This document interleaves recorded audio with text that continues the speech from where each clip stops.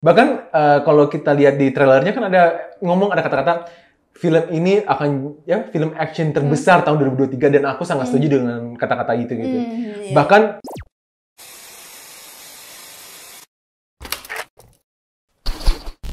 Hai, welcome to The Flick bareng gua Rabi William. Di belakang kamera ada Hani. di program Movie Talk. Movie Talk adalah sebuah program di mana gue dan Nani akan membahas satu film yang udah kita tonton pastinya. Pada video ini kita bahas bahan 13 Bom di Jakarta. 13 Bom di Jakarta. Film ini dirilis pada tanggal 28 Desember 2023 dengan genre action dan crime. Film ini disutradarai oleh Angga Dwi Mas Sasongko. Ini salah satu saudara favorit kita kan ya? Iya, di Indonesia ya. Di Indonesia.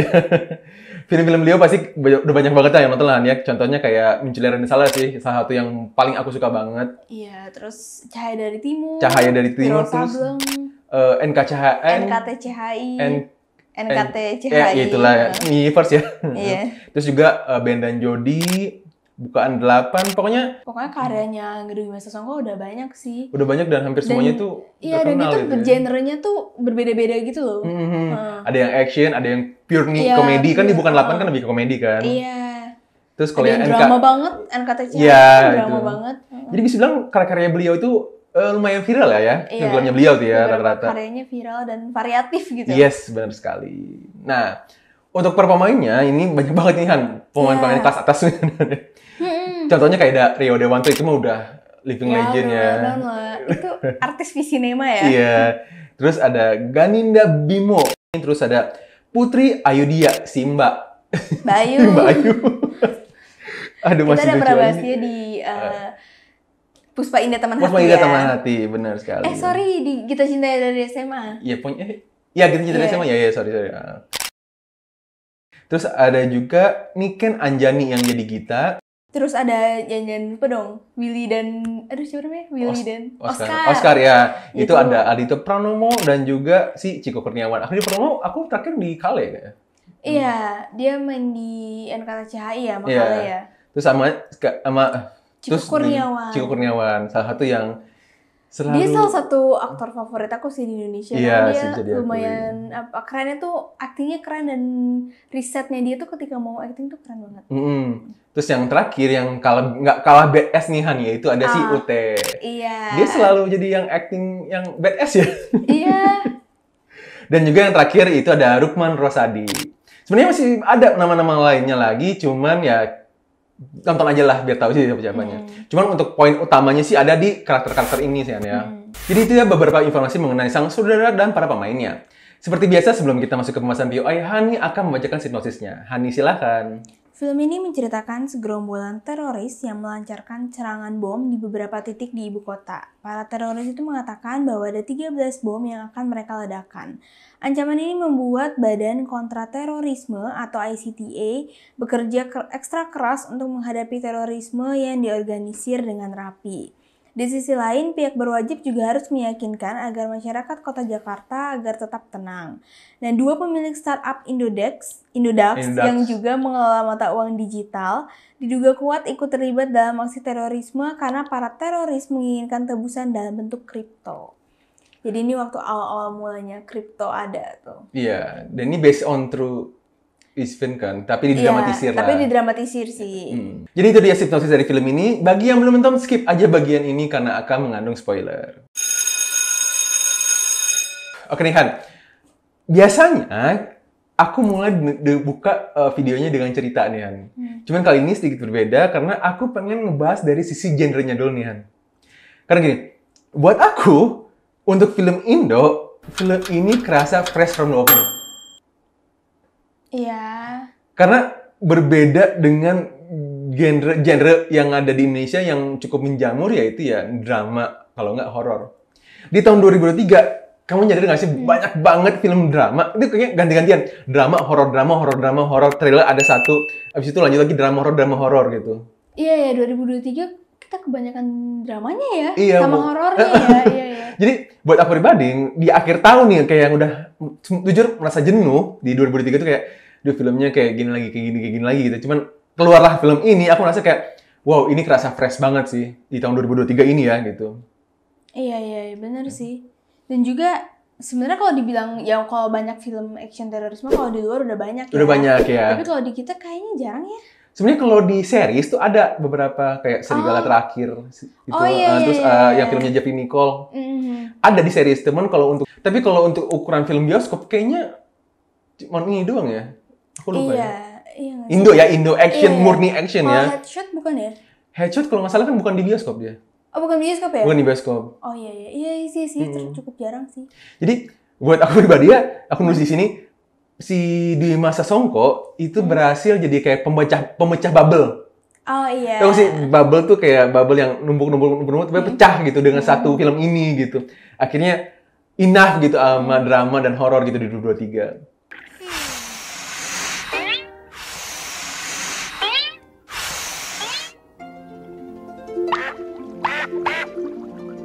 Iya bener sih, dan dia emang udah, dan Angga Dwi Masa Songko tuh aku sukanya adalah dia membuat sesuatu yang baru. Karena kan kemarin kita udah Mencuri Raden Saleh nih. Iya. Ya itu kan genre yang jarang tuh di kita gitu, dan dia Haze tuh jarang banget bahkan. Iya. Dan waktu pertama kali aku dengar ada film ini 13 Bom di Jakarta, aku kayak ini gila nih, maksudnya berani banget ya, ini kan membahas terorisme gitu kan, apalagi kita dekat dengan terorisme tuh berbaur dengan salah satu agama gitu. Kok dia berani untuk memainkan ini gitu. Bisa bilang aku terima kasih banget sih sama si Mas Angga Dwi Mas Songko ini bisa menciptakan film yang sebagus ini di akhir tahun 2023 sih. Iya, benar. Oke. Jadi itu untuk genrenya sih. Jadi buat aku, untuk dari segi genre film bioskop ya, aku merasa ini fresh from the oven. Nah, lanjut sekarang kita masuk ke cerita Nihan. Gini. Mungkin aku masih kasih statement gini dulu, Sian. Kita terkenal, kita tahu di filmnya Angga Dwi Masa Songko itu yang terkenal tuh, aku selalu lupa. Nanti kita cerita hari ini. Sama Mencuri Raden Saleh dan Ben Jody dan beberapa film lainnya. Jangan lupa Cahaya dari Timur juga dia menang banyak award. Buat aku pribadi, kita ngomongin dari segi cerita dulu ya, dari segi cerita. Film ini tuh beda sama Mencuri Raden Saleh atau NKCTHI itu kan. Kenapa? Karena buat aku film ini lebih fokusnya ke action, bukan ke cerita.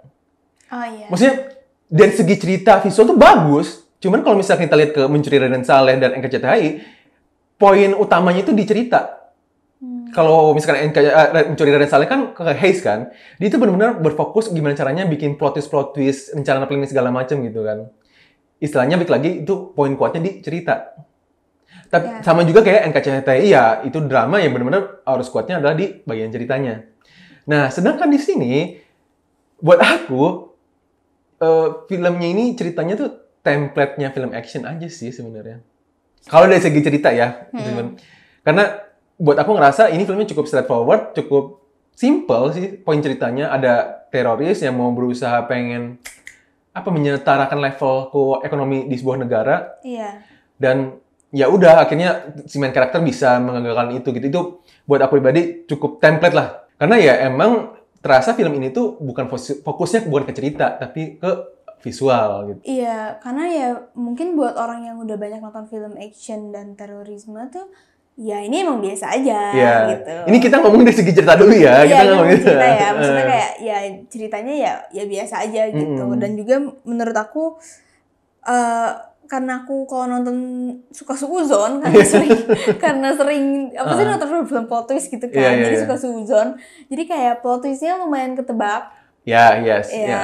Baru aku mau bahas tadi plot twist. Iya, mungkin buat yang lain ada beberapa yang nggak ketebak kali ya gitu. Tapi buat aku pribadi ya lumayan ketebak gitu. Dan lumayan kayak ya kurang plot twist buat aku ya. Mungkin aku ini kalau si karakter yang ini nih mungkin akan lebih plot twist nih. Mending gitu. kamu nyebut aja nggak apa sih kan udah spoiler. Oh iya, iya. Maksudnya mungkin kayak misalkan karakternya Ganindra Brimo. Iya, itu lebih akan lebih ini, atau menurut aku akan lebih plot twist dan gila lagi kalau yang ternyata salah satu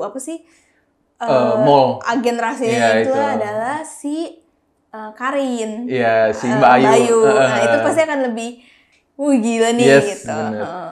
Nah, lanjutin nih kamu nih, ngomongin plot twist, benar kata kamu, buat aku merasa itu tidak ada plot twist sama sekali sih. Karena gini, aku merasa terlalu maksa apa ya, pengen orang-orang berpikir kalau ini si siapa sih namanya, aku lupa, yang bukan yang dituduh, yang Fajar. Buat aku dari awal tuh kerasa maksa si Fajar ini yang jadi penjahatnya gitu. Iya. Terlalu maksa banget. Jadi buat aku pribadi, buat orang yang suka nonton film action pasti udah ketebak kalau misalkan orang yang suka apa ya, dipaksakan banget buat jadi jahat, berarti dia bukan penjahatnya. Bisa jadi kemungkinan besar dia bukan penjahatnya gitu. Dia cuma dekoynya doang gitu. Dan emang benar di sini kayak ya Fajarnya ya cuman ya gitu doang sih. Iya sih kayak. Jadi buat aku benar kata kamu, plot twist-nya itu predictable sih buat aku. Karena itu sih, karena terlalu maksa lah di shoot-nya, itu benar-benar di shoot banget gitu berkali-kali. Dan aku bahkan dari awal ngerasa, oh bukan dia, tapi si Gitanya itu dari awal udah kelihatan gitu. Karena si Mbak Ayu, bahkan iya, aku juga setuju kalau misalkan bisa jadi si Mbak Ayunya yang itu sih. Iya. Jadi aku mikir antara si Mbak Ayunya sama si Gita gini. Kalau aku sempat mikir Gandra Bimo. Oke. Aku sempat mikir gitu karena dia yang paling inilah kayak berapi-api banget gitu. Terus kedua aku sempat juga suspek si menterinya. Oh iya, menterinya itu mah komandan. Iya, komandannya gitu. Terus aku pikir kayak apakah, atau yang ketiga kayak apakah ada karakter lain? Oke. Itu nggak sih yang animus kayak, karakter iya, ya. gitu loh, yang kayak dia ada di situ tapi nggak ke shoot di kamera gitu. Ya, kayak bisa membuat jadi. Kita tidak sadar gitu loh, gitu. Jadi gitu sih. Jadi ya buat kita berdua mungkin plot twist-nya kurang berasa sih. Iya. Walaupun ada satu plot twist yang bukan apa ya, bukan wow tapi bikin kaget. Oh iya, kayak ini cameo-nya gitu. Cameo-nya mahal ya. Iya gitu. Mungkin yang udah nonton pasti tahu lah siapa kan, yang cameo yang sepersekian detik. Iya, cuma tapi kayak kaget. Wow. Iya. Cameo-nya mahal juga ya. Nah, terus buat aku di bagian cerita itu terakhir ada motif sih, Han. Ini buat aku personal ya, Han ya. Buat aku motif si Rio Dewanto asa kurang apa ya? Kurang bold sehingga bisa dia rela membunuh orang-orang gitu. Maksudnya gini, yang kita tahu kan sekarang keluarganya si Rio Dewanto dan juga komplotan itu kan merasa adanya ketidakadilan ekonomi kan. Ada yang ditipu. Karena mereka kan karena mereka kena kasus korupsi itu kan. Koperasi Indosuria gitu kan. Iya. Nah buat aku bukan Indosuria. Indosuria. Ini sih aku udah search kan. Indosuria. Nah, Indosuria? Itu Indodax. Iya, Indosuria itu nama koperasinya. Buat aku kalau misalkan emang lu dendam sama Indosurianya, ya udah kenapa nggak lu arahin ke orang-orang Indosurianya gitu tanpa lu harus ngebunuh orang-orang yang nggak bersalah gitu. Iya. Iya sih, aku juga ngerasa motifnya tuh kayak kurang greget. Nah, tapi di satu sisi ya ini kan kalau misalnya teroris itu kan dia ibaratnya kayak dia di brainwash ya. Iya. Jadi pemikirannya udah gak logis gitu loh. Iya ya bisa jadi kayak ibaratnya mental illness-nya udah kena gitu. Jadi mungkin makanya ujung-ujungnya jadi gak logis aja gitu. Bisa jadi sih. Mungkin kayak gitu. Mungkin ingin menggambarkan kalau para terorisme itu kadang mereka tuh melakukan itu tuh apa ya, ibaratnya kayak menghalalkan segala cara untuk mencapai tujuannya gitu. Dan kenapa mereka malah gak mikir gitu, gak berpikir panjang gitu. Karena udah di brainwash itu. Atau bukan karena brainwash, tapi mungkin karena mereka udah terlalu sakit hati, gitu nggak sih? Iya, jadi sakit hati yang begitu mendalam kan ngeliat anaknya meninggal, terus istrinya bundir. Iya, padahal sebenarnya ya makanya kan lebih ada kan yang si karakter itu tuh yang dimuji Raden Saleh, siapa sih? Waluyo. Waluyonya kan ngomong kalau misalkan saya tuh nggak mau ini tuh ke public transportation, iya. ke hal itu udah jatuhnya ke warga sipil dong. Gitu. Maksudnya kalau mau ya aku setuju tuh di awal yang kayak apa sih mobil percetakan uang.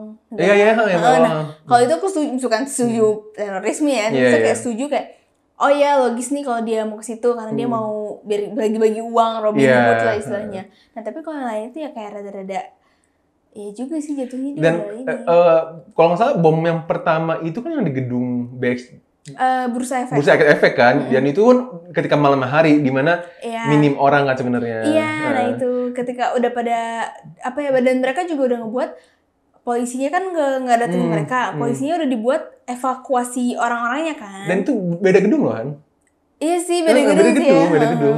Jadi mereka sengaja seakan-akan ke situ biar orang-orang fokus ke situ. Iya. Gedung ini kosong gitu yang udah jadi tidak apa yang pertama kan justru nggak tahu ya kita diperlihatkan ada korban jiwa atau enggak gitu. Cuman ya itu sih buat aku kayak motifnya ada asar perang bot aja sih buat aku sampai dia membunuh orang sipil gitu. Iya, makanya kan waktu kejadian memang bener-bener kejadian bom itu kan menuju ke 2016 kan. Iya. Nah, itu emang ya memang pangsanya adalah pasar apa sih, adalah gedung-gedung perkantoran yang perkantorannya high class gitu high class gitu-gitu kan. Yes, benar sekali. Jadi itu sih Han dari segi cerita, dan aku suka banget sih dengan opening ceritanya sih Han. Kapan lagi kita lihat film Indonesia dibuka dengan rocket launcher gitu? Oh iya. Dengan scene yang sekeren itu ya, kapan lagi kita film Indonesia bisa sekeren itu gitu buat aku sih. Jadi ya buat aku kesimpulan jadi ceritanya sih ya emang bukan film yang kuat dicerita seperti Raden Saleh dan juga NKCTHI, tapi bisa dibilang ya ini ya template-nya film action aja sih. Iya. Dan juga buat kita pribadi motifnya tuh rada kurang sih. Nah, itu sih kalau dari segi cerita Han. Selanjutnya, ini poin yang paling kuat nih Han di film ini, yaitu di visual. Aku mesti bilang kalau misalkan film ini wow banget sih. Ini top Marco top sih Han.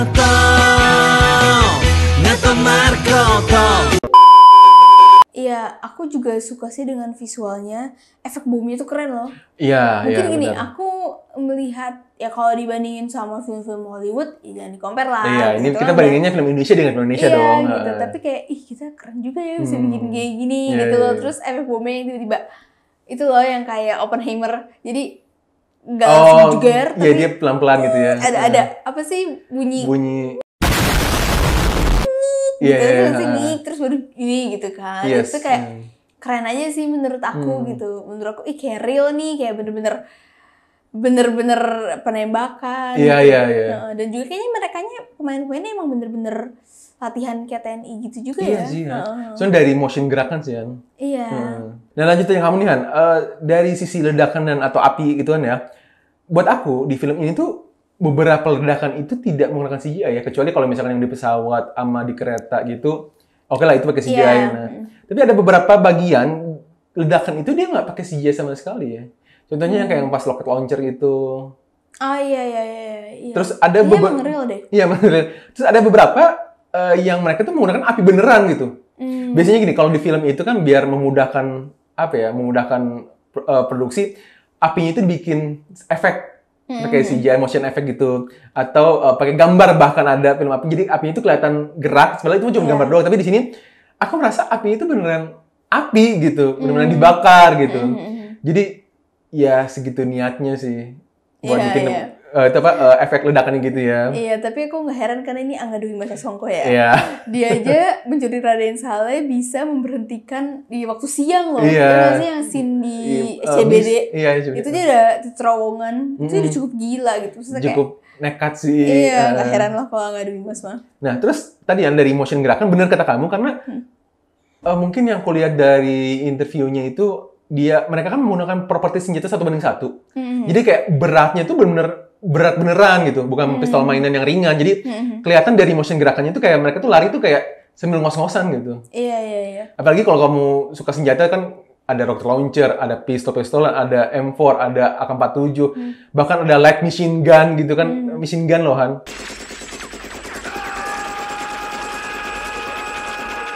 Itu di Indonesia. Wow. Pakai machine gun gitu kapan-kapan. Jadi buat aku pribadi properti senjatanya itu keren-keren sih Han. Iya benar. Cukup variatif lah gitu. Iya. Walaupun emang ada kayak scene yang MRT kebom tuh lumayan kelihatan real loh. Tapi itu kalau CGI iya. Pesawat ya, apalagi. Agak yang menurut aku agak paling kelihatan CGI banget adalah editan airport. Iya, pesawat ya. Iya, aku setuju. Iya, itu ini banget sih. Maksudnya tapi aku kayak ya udahlah nggak apa-apa. Ya udah itu cuma gitu. Sepersekian detik doang gitu. Dan juga nggak terlalu ngaruh juga ke cerita. Iya, dia kayak ya udahlah tuh. Ya pasti juga mahal nggak sih tuh. Kalau bandara apalagi ya. Iya. Terus juga nih yang aku bisa lihat adalah dari kalau kamu menyadar tuh warnanya itu emang sengaja dibikin gelap ya. Iya. Dibikin kayak serius, misteri dan intens gitu. Jadi benar-benar kerasa sinematiknya gitu loh, Sen. Iya, nggak ada satupun yang terang ya, maksudnya di ada sih, cuman terang pun dia sengaja dibikin serius gitu vibe-nya gitu. Iya. Maksudnya kan kayak di tempat terorisnya nggak terlalu terang. Lebih ke orange gitu. Iya, lebih ke orange. Ya nggak sih, terus di itunya juga ya. Iya, jadi di kantor apa tuh? Indodax-nya juga sendiri. Iya, kantor teror, kantor Indodax. ICTA-nya juga. Iya sih. Jadi emang sengaja dibikin kayak wah vibe ini serius banget nih gitu. Iya. Dan aku ngerasa itu dari awal sampai akhir film ya bahkan. Dan juga ya mungkin dari motion graphic udah ya tadi kita udah bahas. Terus kedua terakhir, nah terus ada juga kamu tadi udah bahas ya kalau misalkan yang aku suka dari film ini adalah si Mas Angga Dewi Mas Sasongko ini nggak neko-neko gitu buat tempat gitu.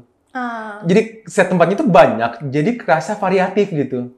Jadi kita nggak bosen gitu di mana ngelihatnya itu mulu. Jadi nggak terfokus di satu kantor isi apa tuh? CTA-nya gitu. Gitu. Jadi kita juga difokusin nih kan di tempat Indodax kayak gini, tempatnya teroris di sini. Jadi benar-benar ada itu sih niat banget lah buat nyari set tempatnya gitu. Iya. Paling terakhir dari segi action ya berhubung ini film action. Dari segi visual. Dari segi visual. Tadi kamu dari segi action. Oh iya. Oke, paling terakhir dari aku dari segi visual, karena film ini genrenya action, aku cukup terpuaskan sih dengan action scene-nya yang bisa dibilang cukup banyak gitu. Gini, aku inget sama kayak The Raid.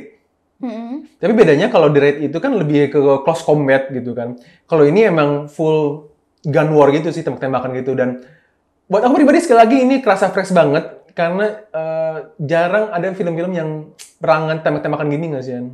Oh, iya. Maksudnya bukan nggak ada sih kayak Buffalo Boys gitu kan. Tapi jarang-jarang lah ada film yang benar-benar kayak gun war gitu. Jadi tembak-tembakan gitu. Jadi buat aku pribadi yang suka dengan action tembak-tembakan, shooting gitu, ya cukup memuaskan sih, An. Iya. Jadi dari segi visual, ya ini mah nggak usah dipertanyakan lagi, An ya. Cukup kuat lah di poin visualnya ini. Iya, terus kalau dari visual kita ke sound kali ya. Iya, dari soundnya nih. Soundnya keren ya.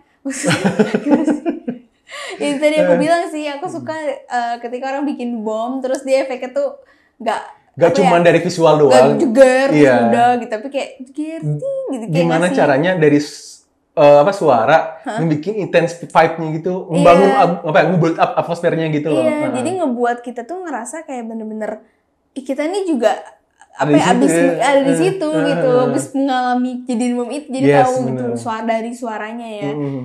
Keren sih dari sound designer-nya. Terus ya itu suara tembak-tembakan dan rocket launcher-nya sih. Oh iya, benar itu juga tuh. Itu aku nggak tahu kayak itu mirip hampir sama kayak di Hollywood nggak sih action kayak suara-suara sound efeknya gitu. Iya benar ya. Iya kan.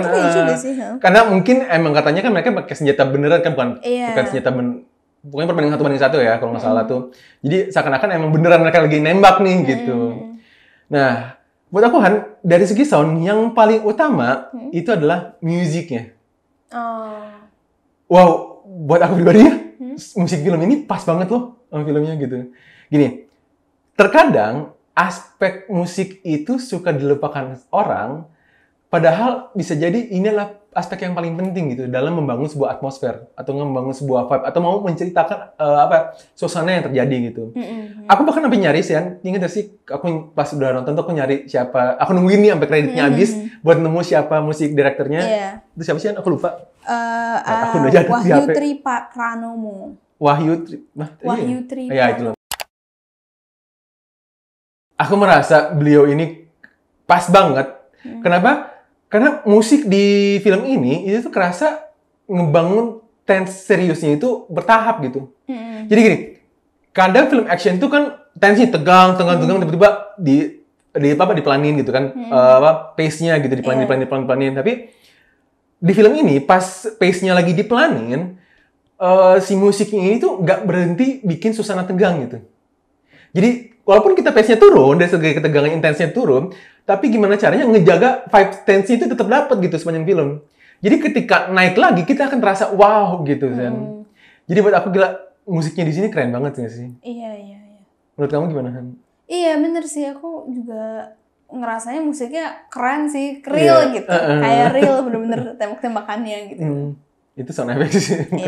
Mungkin gini, kalau aku nggak terlalu, kalau untuk musik aku lebih concern kalau film drama ya. Oke, Kalau iya, untuk iya, action iya. tuh ya aku nggak terlalu concern ke situnya sih. Yes. Ya, mungkin banyak sih orang-orang yang lupa lah aspek ini. Padahal kan bisa jadi musik itu adalah satu aspek penting sih. Kayak aku merasa kayak musik di film ini tuh salah satu elemen penting sih. Iya. Gimana dia menjaga vibe tense-nya itu sih, Yan. Gimana ya? Itu personal reference aja sih, Yan. Nah, terakhir Han. Biasanya kan kita mau ngomongin acting nih Han ya. Cuman aku nih di sini acting bingung sih nulis apa. Karena ya kayak gini. Karena emang mereka ya mungkin yang baru tuh adalah Ardhito ya. Ya, Tapi Ardhito. kalau yang lainnya tuh aduh gimana ya? Maksudnya itu ada pemain-pemain. Gini. Kalau dari Rio Dewanto ya udah pasti dia udah gini. Rio Dewanto sama Ganindra Bimo itu udah dianggap alpha male tau kan? Alpha male kayak cowok yang strong gitu, yang leadership gitulah gitu. Jadi kayak ya udah mereka emang seperti itu gitu di film. Tapi aku jarang loh nonton filmnya Rio Dewanto yang dia jadi antagonis. Oh iya. Dan di sini menurut aku dia sukses bikin apa sih ini orang gitu. Iya. Bikin kayak ini orang kayak kasihan tapi dia juga stres. Jadi tau gak sih kayak orang yang punya unstable gitu. Iya, unstable mental gitu yang kayak apaan sih ini orang gitu. Iya. Terus ya Bimo ya itu ya alpha male gitu sih. Iya. Terus siapa lagi kan? Ardhito Pranomo tadi kamu nyebut. Iya. Aku bahkan pertama kali lihat dia film action di sini doang sih. Aku bahkan film kedua yang dia sebenarnya yang kata CH itu dia juga nggak terlalu perannya nggak terlalu. Iya, tapi di Kale kan dia. Iya, tapi aku nggak nonton kan, nonton di Kale gitu. Nah, cuman di sini isinya tuh aktornya Visinema ya semuanya. Ini nggak sih sampai ke yang kecil-kecilnya aja tuh kebanyakan tuh. Maksudnya dari kalau udah pada banyak nonton filmnya Filosofi Kopi, Ben Jody, terus apa tuh NKCTHI, Universe kan, terus Jalan yang Jauh, Jalan Populer, itu pasti Mencuri Raden Saleh, pasti kayak yang dipakai emang kayak aktor-aktor dari sinema gitu. Tapi aktor-aktor kelas atas sih. Iya, tapi mereka juga bukan yang ece-ece ya, bukan aja lebih jelas lah ini. Gitu. Terus yang paling beda adalah yang aku kaget adalah Chico Kurniawan sih. Sekali lagi dia berhasil bikin aku amazed gitu dengan aktingnya dia yang aku seneng banget dengan aktingnya dia kan ketika beda film, beda genre tapi dia berhasil mendeliver gitu aktingnya dia gitu. Dia emang keren sih. Aku akuin dia keren. Makanya dia dapet FFI kan, pemeran pendukung ya kalau nggak salah di Penyalin Cahaya. Dia emang keren sih. Aku juga pas nonton wawancara dia sama Ernest Prakasa tuh kayak gila nih orang keren banget gitu, seneng gitu liatnya. Dia dedicated lah gitu. Iya, kelihatan sih dia. Nah, tapi di sini menurut aku Ardhito juga keren karena aku mendapatkan vibe tegangnya mereka berdua gitu. Jadi kayak Ardhito sama Chico tuh pasangan yang pas gitu. Gitu. Jadi mereka tuh kayak aku ngebayangin di posisi mereka yang cuman warga sipil, cuman gue cuma mau nyari uang gitu. Saya gue cuma cari bikin kripto gitu kan, digital uang gitu. Kripto trading. Iya, terus tiba-tiba dia malah jadi bukan tersangka ya, jadi saksi lah gitu. Diduga gitu tuh kan bikin paniknya tuh mereka dapat sih. Ya sih di Ardhito Pranomo aku ya kelihatan natural lah acting ketakutannya. Iya gitu. Gelisahnya. Dia bisa kayak gitu sih. Terus ada lagi Mbak Ayu. Aku juga jarang sih nonton film dia di ini. Cuman ya jadi ya strong woman gitu sih ya. Terus ya terakhir paling Rukman Rosadi sih ya. Rukman Rosadi ya itu sih dia selalu Rukman Rosadi mah dia juga acting coach kan. Iya, acting coach. Jadi mantap Pak gitu. Ya udah bagus banget. Dapat banget wibawanya gitu macam. Iya, dia selalu dapat sih. Dia bukan jadi pemeran utamanya, tapi dia cukup mencolok gitu dengan actingnya di sini gitu sih. Jadi ya terus ada beberapa pemain lain lagi temen ya, ini yang utamanya aja kan kita sebut ya. Jadi itu dia pembahasan POI pada movie itu kali ini. Jadi buat gue pribadi, bagi lo nih pencinta film action dan juga yang bosen dengan genre-genre drama ataupun horor, lo nonton film ini sih. Bahkan kalau kita lihat di trailernya kan ada kata-kata film ini akan film action terbesar tahun 2023 dan aku sangat setuju dengan kata-kata itu gitu. Bahkan bisa jadi nggak hanya 2023 loh. Bisa jadi 2 tahun ke belakang ini bisa jadi film action terbaik. Iya, tapi siapa tahu apa Visinema ngeluarin lagi sih. Iya, berharapnya sih. Jadi pembeda lah gitu. Jadi yang tadi awal video bilang jadi pemecah bubble-nya lah untuk perfilman Indonesia. Kalau dari Hani? Iya, sama sih. Aku rekomen film ini untuk ditonton. Walaupun aku bukan penggemar action, tapi keren gitu, membanggakan Indonesia lah intinya. Yes. Jadi pokoknya nggak sia-sia lah kalau lu nonton, apalagi nonton bioskop kan ya. Please banget kalau lu niat nonton di bioskop bener-bener ngerasain betapa audionya yang begitu luar biasa, sound effect-nya, musiknya, dengan visualnya. Itu semuanya worth it lah untuk satu tiket berapa sih kan? Paling ada yang 30-40 ribu gitu kan. Dibanding nonton bajakan gitu kan. Ini nggak sponsor ya. So we hope you guys enjoy this video. Thanks for watching and see you when I see you.